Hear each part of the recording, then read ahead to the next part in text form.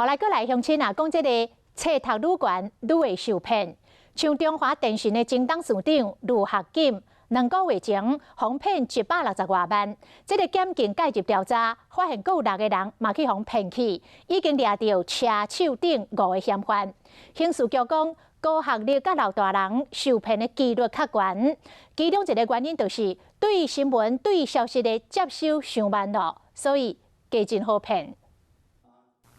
中华电信前董事长卢学锦被骗167万，向警方讲，家己接到电话通知，讲手机有欠费，对方是特征组主任检察官，就无思考，把钱领出来交予对方。事后回想才发现唔对，过去类似诈骗案例真多，用电话诈骗，亲像是假检察官，或者是欠电话费，也有监控户头等等的话术，为甲被害人面交提钱，有的是透过车手，把钱对指定户头领出来，这诈骗是防不胜防。而且刑事局嘛发现，高知识分子或者是老大人更加容易受骗。像这种中高年龄的群众，或者是高社经地位的这些民众们呢，他们可能平常呢就是比较专注于自己的一些